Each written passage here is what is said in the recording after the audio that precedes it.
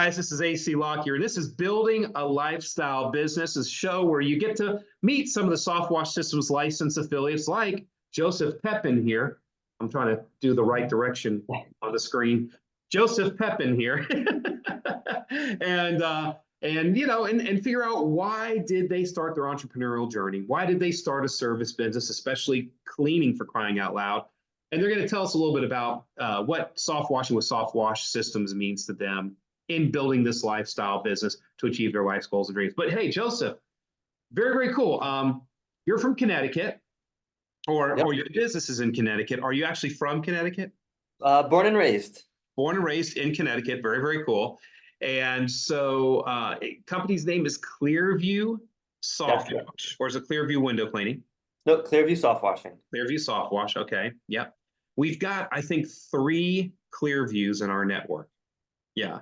Yeah. So it's hard for me to keep track of all of them. So you'll have to give me just a little bit of grace. And so you're there in Connecticut. My daughter lives in Connecticut. You know that. We've talked about that. And so I get up there a little more often. Now, Connecticut's not a big state, but my daughter is kind of up in the top central, and you're in the bottom west side of it. So it's not like we can say, hey, let's go out to dinner tonight. It is at least a couple-hour drive or so. And so tell us a little bit about yourself that really doesn't have anything to do with business. I like everybody on the podcast to get to know who Joseph is, what Joseph's wife's name is, how many kids he has. Does he have a dog? Does he have a cat? Does he have a turtle? What's the lowdown on Joseph? Cool. So my name is Joseph, and I'm the owner and operator of Clearview Soft Washing over here in Connecticut. And I have a wife. Her name is Marcy. She is absolutely amazing. I always tell everybody she's my better half by far. And I met her when I was 11 years old. Wow. She was, I didn't realize this, but she was standing next to me in all of our class pictures. And she was actually the very first girl I ever had a crush on. Wow. What an amazing story that is in itself. That is incredible. And we kind of went through a lot of different stages in our lives. And then we kind of met back again about 14 years ago and reconnected. And we have a son, Vincent, who's 17. Wow. And getting ready for college, which is, oh my gosh, it's just crazy. And yeah, we're really, really like closely knit. We do everything together. And we went really on our first vacation this year in 14 years. So wow. First vacation in 14 years. Yeah, well, we did like a couple things here and there. We went down to the Jersey Shore. We try to do that every year or every other year. But we just got back from Italy. So wow. So where did you go in Italy? Tell me about it. We actually we started off in Rome. Okay. And then we decided to stay in Rome. Wow. We were going to go to Venice or maybe down south, and it was just so beautiful. And Vincent, we figured this would be his last.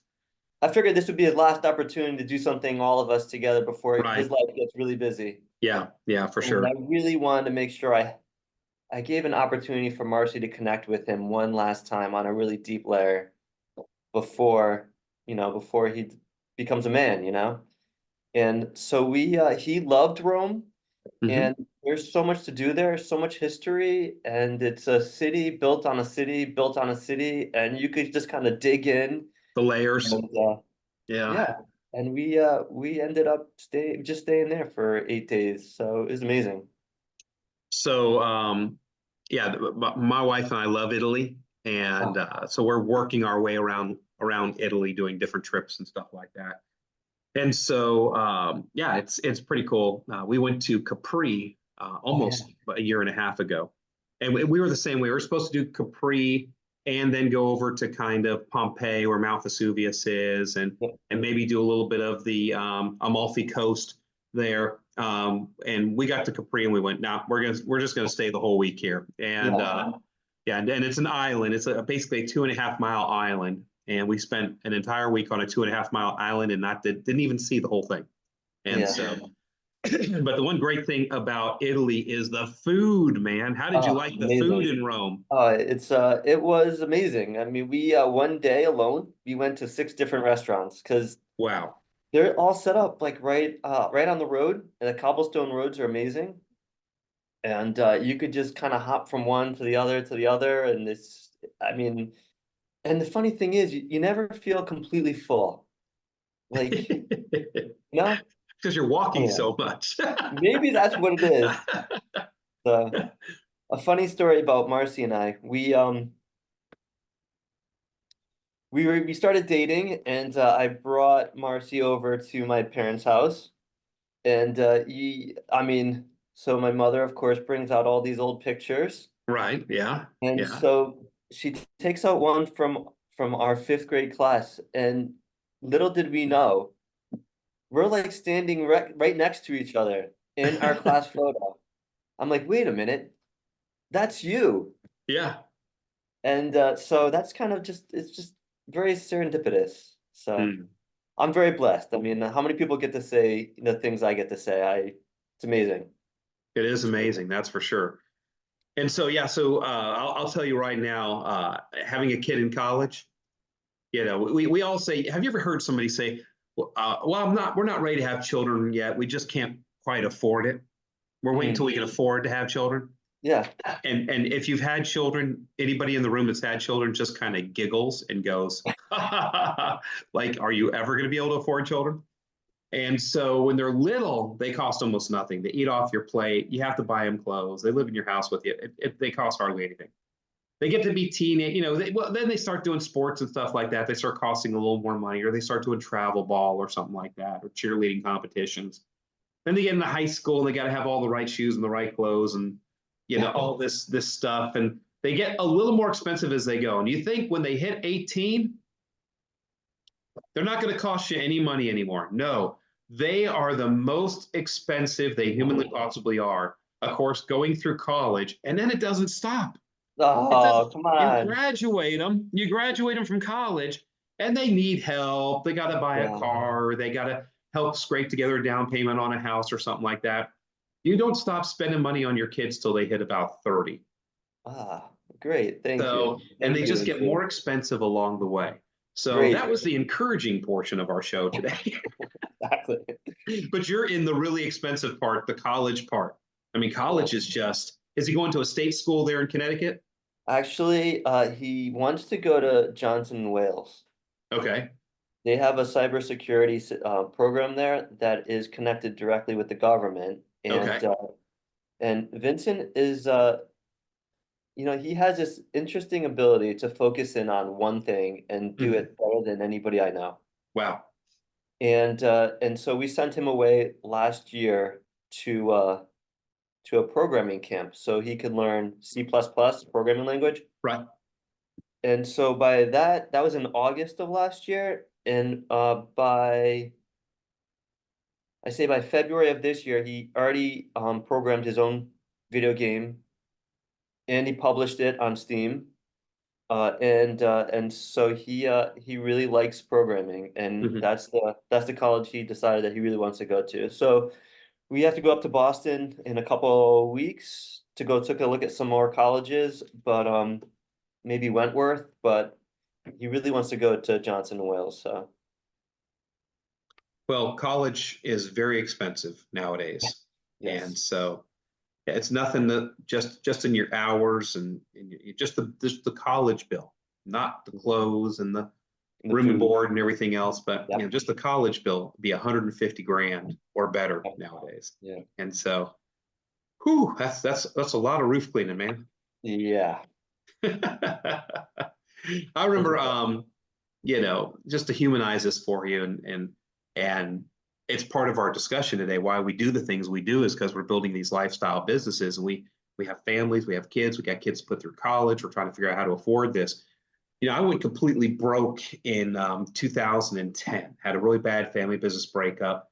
Tried to hang in there. Ended up it's just a mess. There's some of it's in my book and stuff like that, and I really homogenize it because I don't want to hurt my dad or anything else like that. We've repaired our relationship, but but what in essence it did is I went completely broke my daughter's senior year in high school. And so any of the hopes or nest egg or money that we thought we were going to have for college, we didn't have. And then we dreamed about sending our kids back to Abilene Christian University, where we went in Texas, which is a private Christian university, and it's out of state tuition in a private Christian university. And and that school is, it's 35, back then it was $35,000 a semester, you know. And so, it's all said and done, it's 140 grand just paying for the hours and everything. And then you got to, fly them back out there and home for all the holidays. You got to buy them clothes, you got to put fuel in their car and everything else. And it's like a, 170, $180,000 experience. And so we, within a year of going broke, we had to send our daughter out there. And within 4 years of going broke, we had to send our son out there. And our daughter didn't finish, but our son did. And, we spent a lot of money during that period of time when we really didn't have it. And it's because of these businesses. You can literally turn on the gas, you can throttle up or throttle down in your life, depending on what your needs are at the moment. And so I just turned on the afterburners, worked harder, drove all over the country, rang the bell about soft washing, sold more chemicals and all. And my wife would go, "Phew, we just paid for that semester." And we go, "Yay!" We'd move on to the next one. And it was a trip. We're trying to prepare AC, but it's tough. It looks difficult, but we as an entrepreneur, part of the mindset of being an entrepreneur is you approach the difficult things differently than others, Right. And I've always felt like, I've always felt this way my whole life for some strange reason, but the responsibility of that usually flows to the people who can handle it and away from the people who can't, you Right. know. And that's just a natural law of things. I'm not really sure why, or that's just an observation I've made, I guess. But so we'll be okay, but it looks a little crazy. Well, I'll tell you this: there's a lot of activities and everything to go along with college. A lot of opportunities for you to go up and visit. I did not visit. My kid's college was 1,330 miles away. Boston's not that far away, or New England's a little more condensed up there. I didn't visit my kids as much as I wanted to. I mean, we went every year for homecoming and for their spring activity. It's called Sing Song. So we did go twice a year at least. But man, there's just a lot going on and everything where you can engage and plug in and visit your kids, and they're really starting to, come out of adolescence into adulthood, and you can have some really special conversations and all. So, you're going to blink, especially since I think you just have your one son, just one kid. Yeah. Yeah. That 4 years is going to be over that quick, and you're just going to be shaking your head going, where did it go? And so just take your time to smell the roses, enjoy it. And it's a special, special time when your kids are in college. Yeah. So Yeah. we're looking forward to it. I mean, Vincent is an amazing kid. And every parent says that about their kids, but Right. he's intended for some greatness. What that is up to him, but he's just so smart and so engaged, and it's Marcy and I's responsibility to get him at least in the right opportunity for him to succeed. So Cool. So what did you do before you got into cleaning? I don't think that you just started right with soft wash systems. I think you had a cleaning company for a little while. What did you do before cleaning? man, AC, I've always kind of like been an entrepreneur, but Okay. mostly, I guess um the E-Myth, or maybe they call it like oh, I don't know. Not really an entrepreneur. We think we are, but it's like Oh, we have entrepreneur. hobbies. There you go. So I've run restaurants my whole life. Ah, When I was 19 years old, I actually I was a GM of my first restaurant, and I had no idea how I got promoted other than a couple things that have followed me through my life.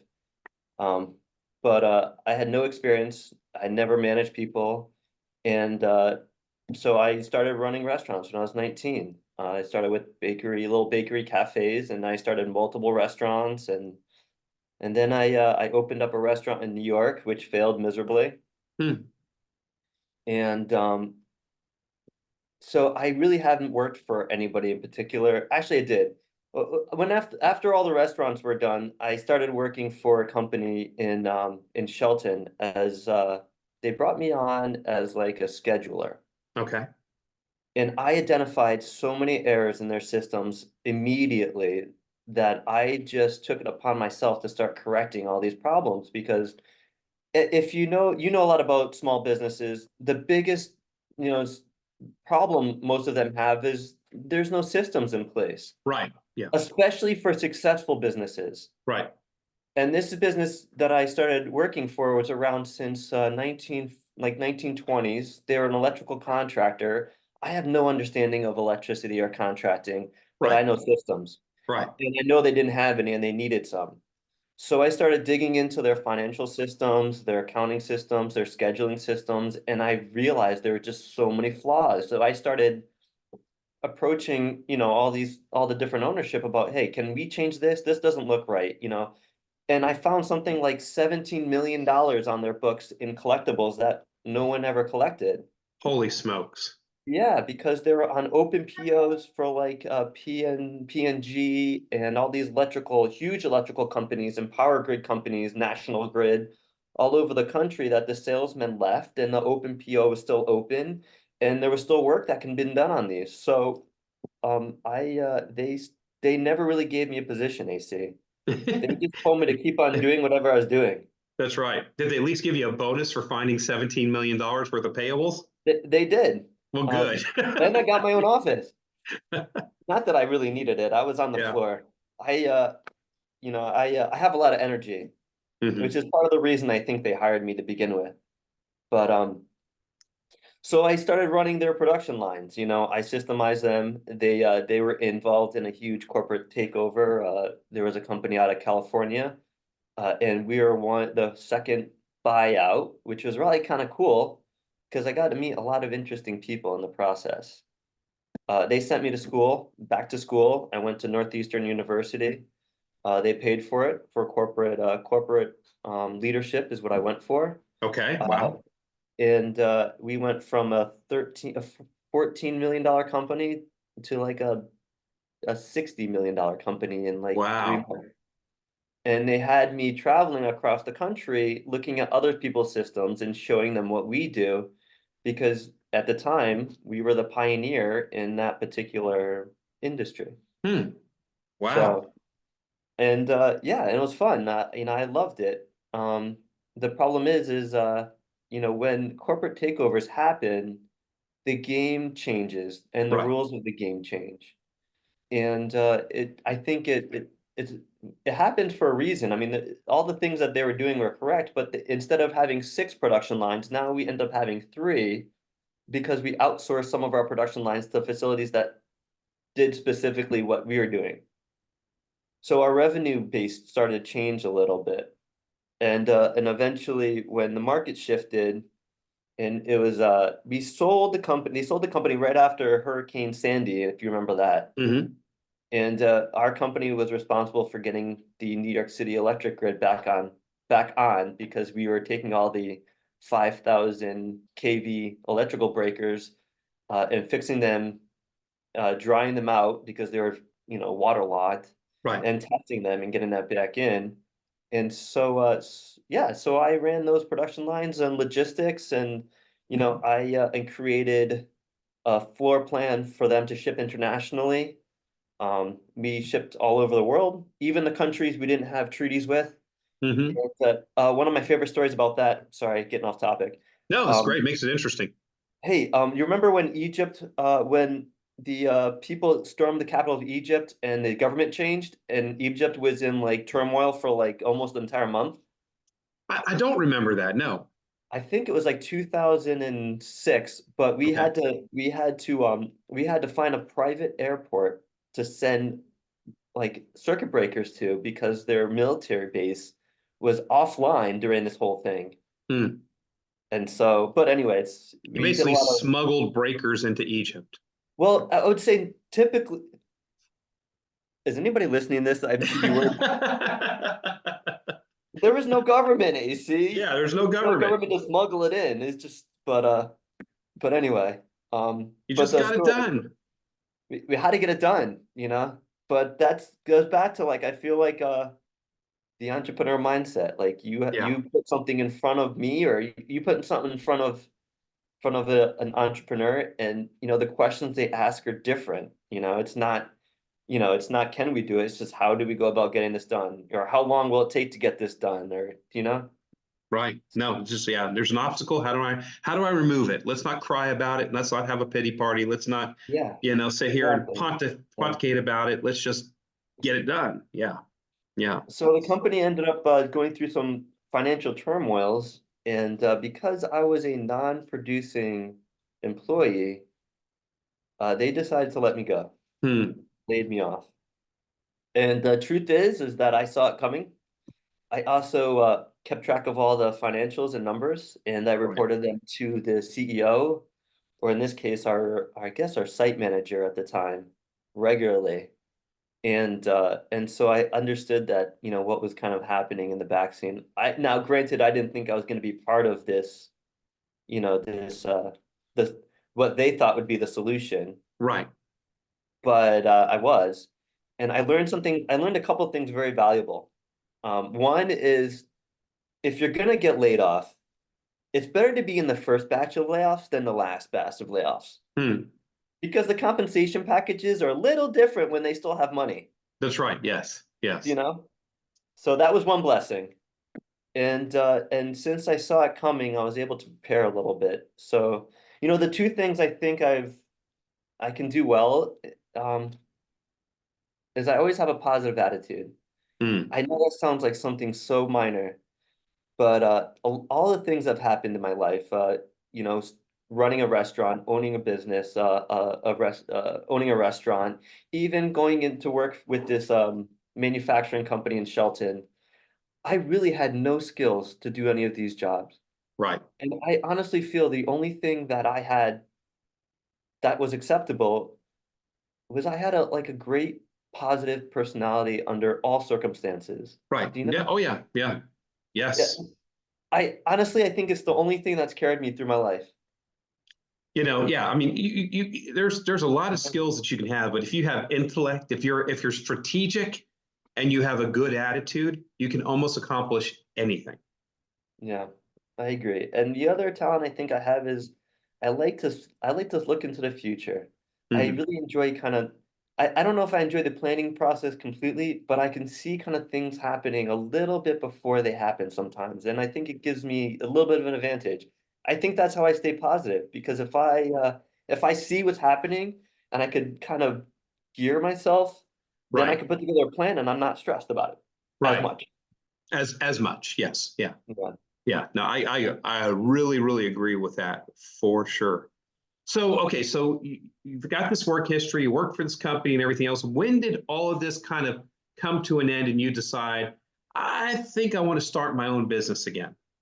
Well, you know, I was a window cleaner when I was somewhere in between all that. Okay.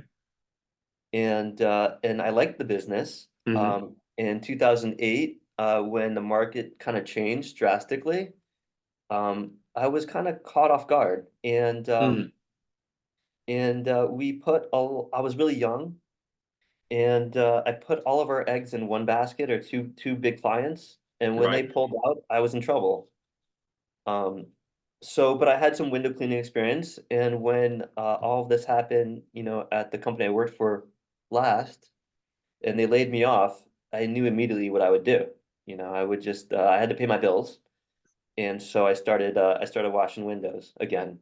Yeah. But more importantly, I realized then that as you know, very intimately, I'm sure, it is the worst feeling in the world wondering how you're going to pay your bills and not even your own bills. I'm okay with figuring out how to pay my own bills, but having my Right. family need me Right. and I can't be there.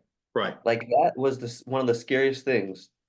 And so I decided just to go all in cleaning because I never wanted Vincent to ever be an opportunity to feel that way. So Right. that he would always have something on the back burner Right. to pay his bills for his family in case that ever happened to him. And so that's why and my family was extremely supportive, about it. So I had my father-in-law running my books for a little bit because I was out literally knocking on every single door. Yeah. Just scraping up business. Yeah. Yeah, quite Yeah. literally knocking on Yeah. every door, Yeah. um, to get things going, and that's how I ended cleaning. And I really enjoyed cleaning windows because, well, when you're in a restaurant, you kind of just build sandwiches or build meals and they go out and that's it. It's a very quick paced thing. Sure. Yeah. And but with window cleaning, it was always about like that gratification, like and realization, it's really simple. Either the window's clean or the window's dirty. Right. That's it. It's either clean or it is not. Yeah. So and I thought that that kind of business would be really easy to scale. Yes. So I was really wrong, by the way. Well, I think whenever we say something's going to be real easy, we always underestimate the task at hand. Yeah. But what is really hard? Um, so the Bible, there's scripture in the Bible that says God will not give you more than what you can handle. And so when you think of there are things that we've done out there that were more difficult than we would have preferred for them to be, but they were not hard.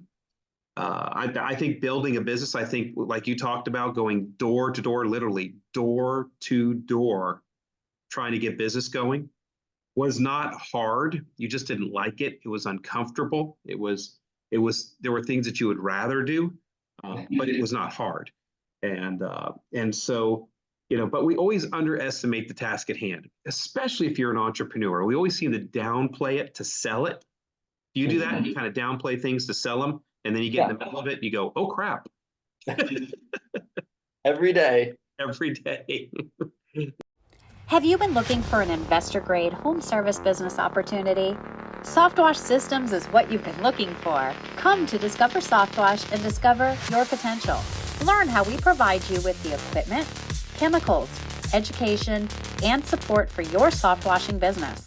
For more information about becoming a licensed affiliate, call our Shield support agents at 855-763-8669 or visit our website www.softwashsystems.com/discover. Join the revolution. Join Softwash Systems. All right, so you've gone this journey, you started this company, you're in the cleaning biz, or back in it because you've done window cleaning for a little while. You're into this window cleaning biz. What does building a lifestyle business mean to you? We've been using this phrase a lot at Softwash Systems because we're trying to keep people really grounded and anchored in why we're doing this. Yeah. We don't want our business that we own to become a job to us and stuff like that. We don't want to become slaves to our business. We want our business to be that engine that drives our lifestyle. So what does building a lifestyle business mean to Joseph? I've been thinking a lot about that actually. Mm-hmm. And I think it really comes down to freedom, AC. Like running a business is super important to me. Like I love it. It's not a job, really. It's like it's just part of who I am. But there's things that are more important, like taking time for Marcy and for Vincent. Like Mm-hmm. at what point in your life do you realize how many hours you have left with Right. the people that you care about? My parents are 80, 87 and 89. Wow. How important is it for me to have lunch with them once a week? Right. You know? Yes. And if I worked anywhere else, I would never be able to do that. Like, people say all the time, live in the dream, oh, I'm living the dream. And there's such a negative connotation to it. And I think it's preposterous. Like we do get to live the dream. we get to decide what we want to do every day when we wake up. If we want to go and cancel all our jobs and take the day off, it's a little ugly, but we can do it, We you can do know? it. Yes. Yes.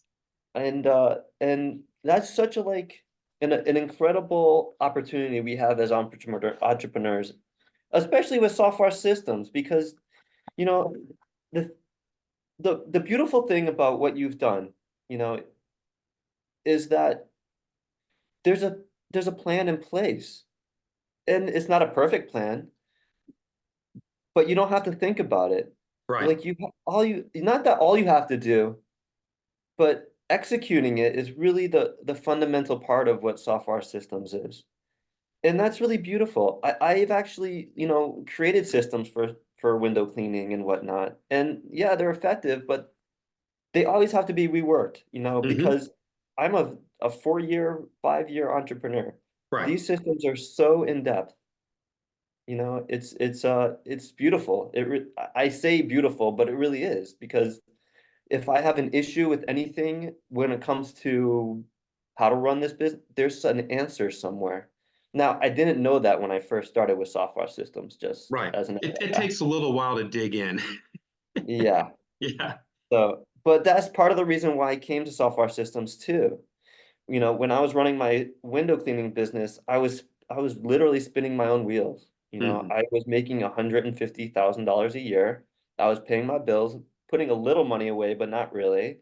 Um, and I had this amazing dream of like scaling this business to be like millions of dollars and all this salespeople, and I just couldn't figure out why it wasn't working. Right. And so that was in the back of my brain. And then, I saw people doing like house washing, and I realized that there's like no professionalism out there. Like the people who show up to some of these jobs, and this was like 4 or 5 years ago, things have definitely changed, Hmm.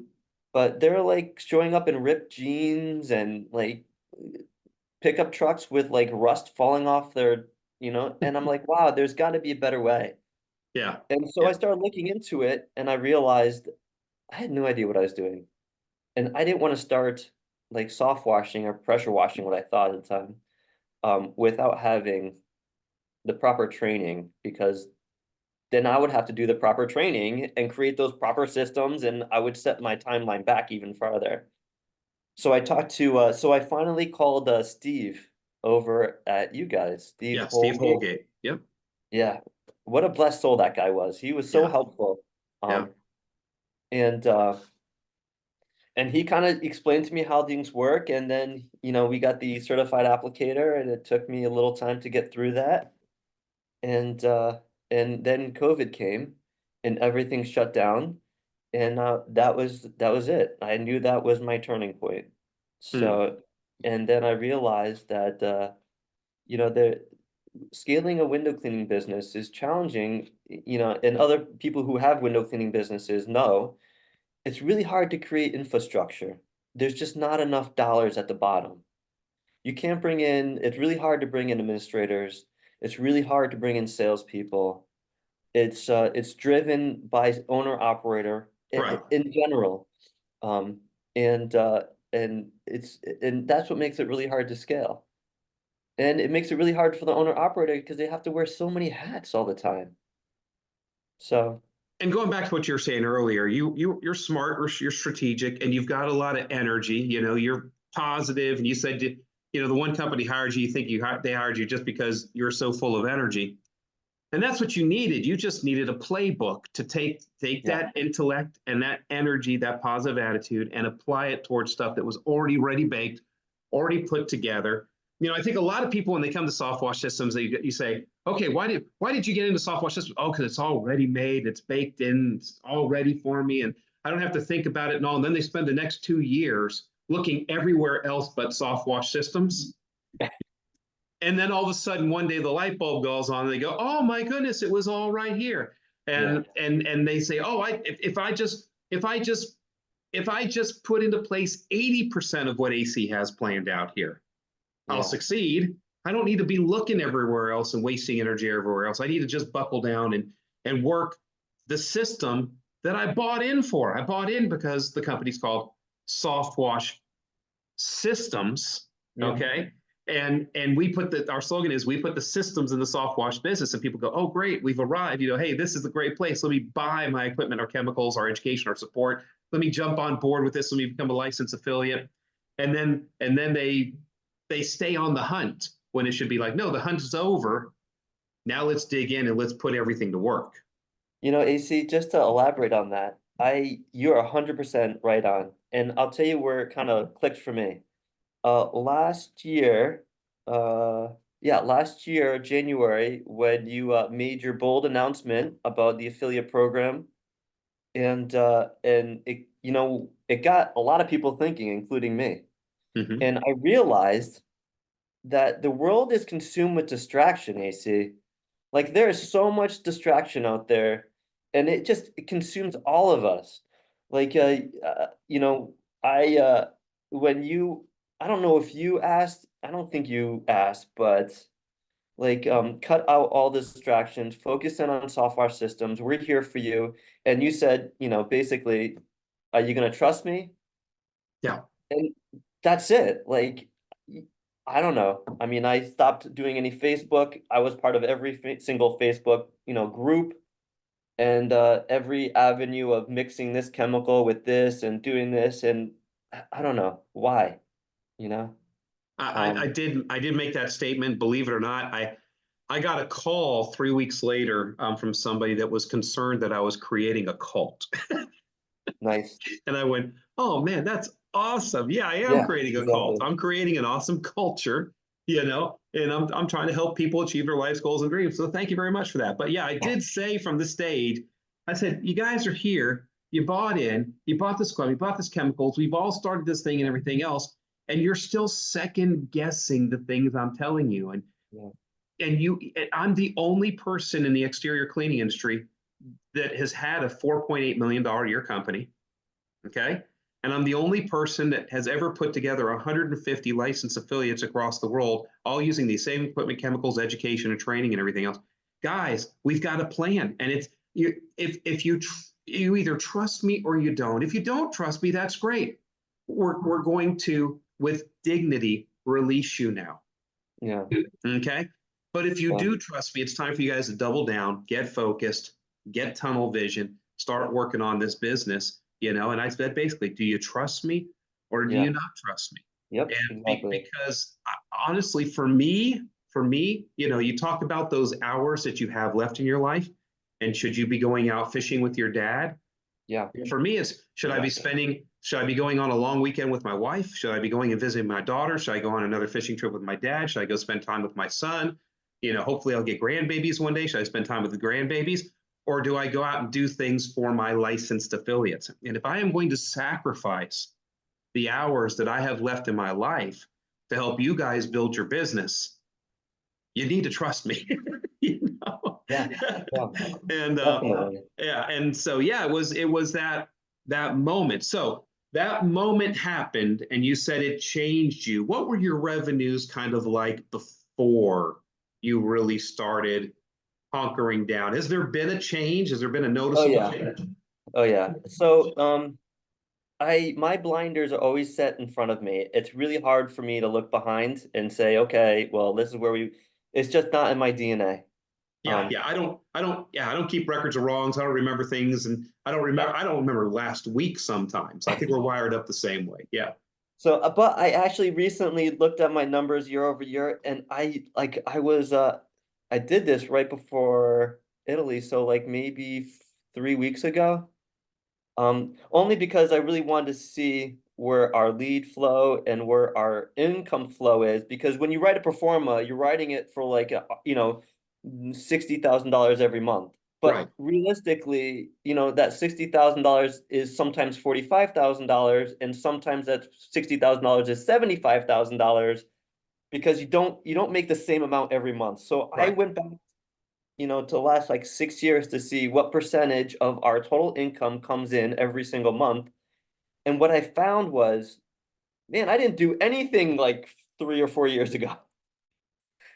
I'm like, wow, I can't believe what we were able to accomplish even last year. Right. So before that, we were doing, I mean, 150 to 157,565 we did in 2019. In 2020, we did 207,000 and I don't know, 487. Hmm.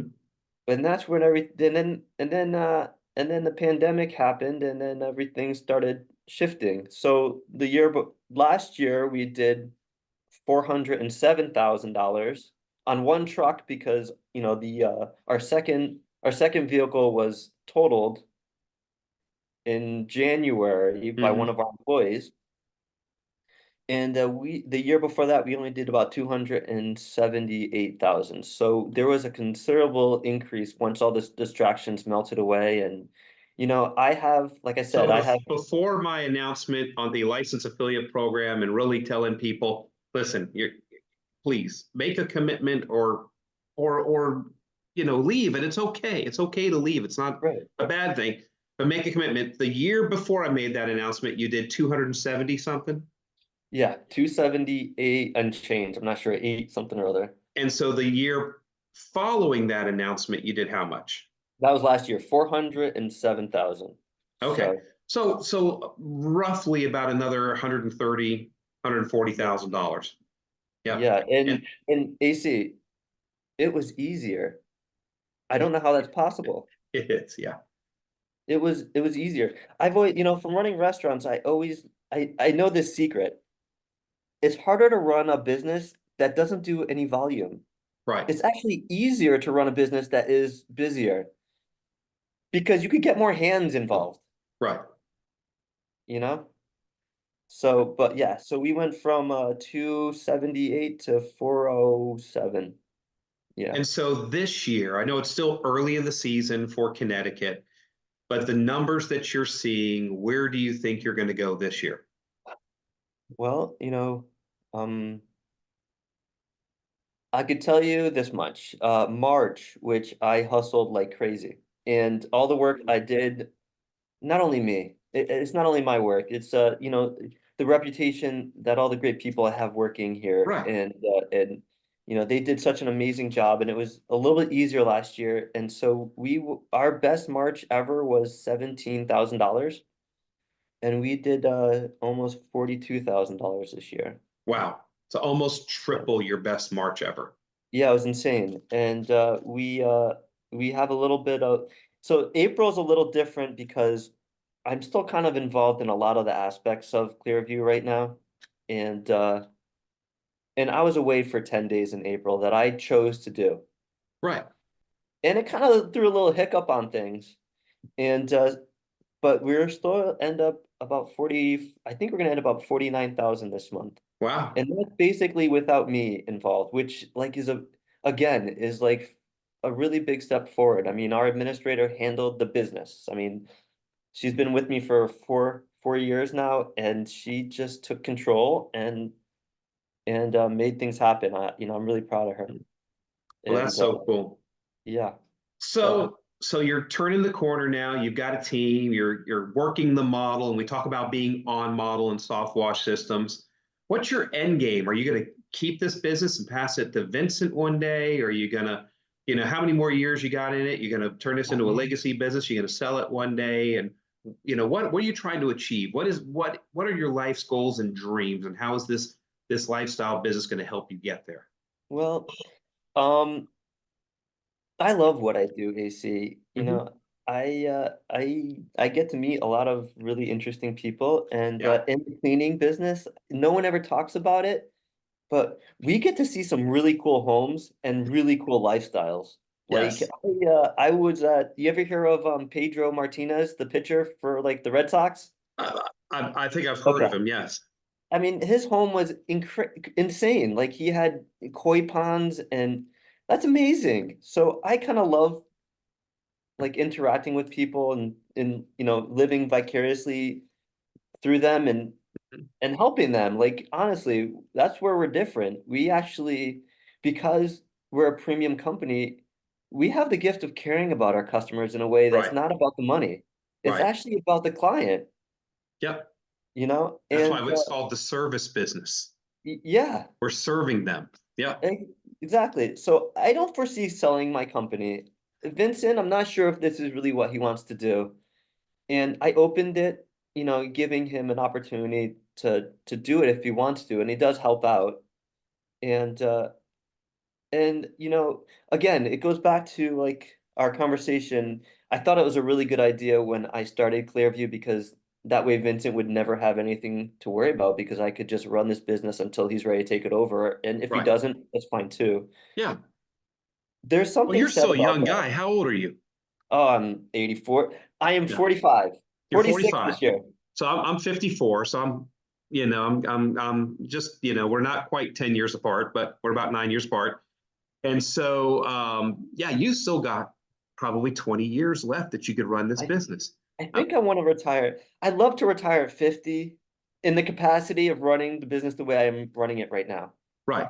Yeah. So you could, Because but you could own this business. yeah, exactly. Imagine if you owned this business 20 more years and you're at what you're amateurizing right now is you should be able to do, you're going to break certainly $500,000 this year. You'll probably get closer to $600,000 this year. When you look at what you're amateurizing right now and how much you're growing now year over year, um, this business is going to be 2 years down the road is going to be over $1 million. 5 years down the road is going to be $2 to $2.5 million. 10 years down the road, it's going to be $5 million. And so you're really building something here that if you ever did get to the point where Vincent's got his own career and he's got a family and he's never going to take it over, and you get to the point where you're just like, I'm ready to go, you're going to have an asset here that you could sell for millions of dollars. You know what I really like to do though? And just be done. You know what I really like to do, and I've thought about this many times? What would be that?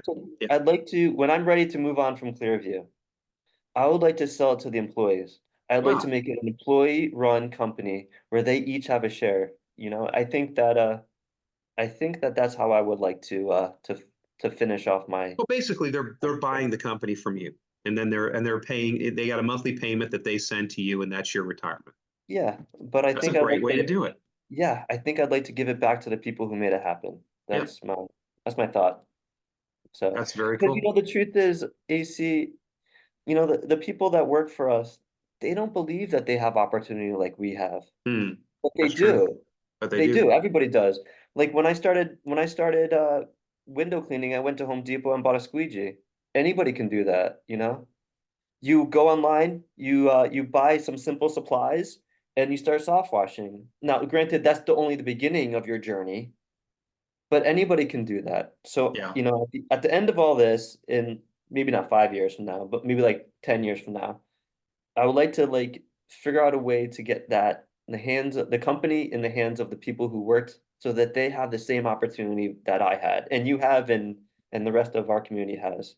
Well, So, there you go. And you've said it now. It's on a podcast, so it exists. uh-oh, uh-oh. Yeah. And so everybody's going to hear you now. So it's time to at least contact the attorney, start putting together your plan, start putting together your stock group, and let your employees start to earn in and stuff like that, and put together a plan for that, because one day your team will retire you. Because here's the thing is, I always used to ask people a question with their business. I said, if you got hit by a bus tomorrow, how long would your business last without you?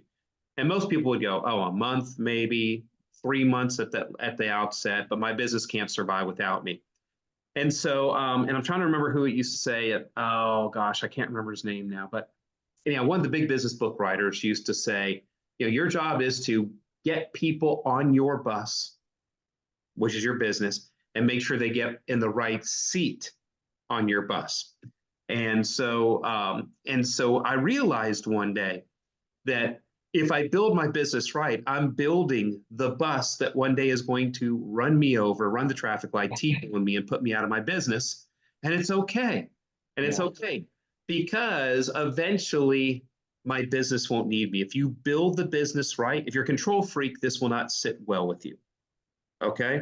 But the bottom line is, if you build your business right, you will not be necessary one day. And that's okay. Yeah, exactly. Yeah. Well, cool. Well, Joseph, thank you so much for being on the podcast today. I really appreciate you. Hey, guys, if any of you guys there in Connecticut and you're looking for somebody to clean something, you want to give Joseph a call with Clearview Soft Wash. You can find them at the Soft Wash Systems website at softwashsystems.com/locations. And you can find any of our licensed affiliates there. Give Joseph a call, bless him with some business. But thanks for being on, man. Thank you. All right, guys. And hey, guys, it's AC Lockyer with Building a Lifestyle Business. And as always, go forth and prosper. See you later.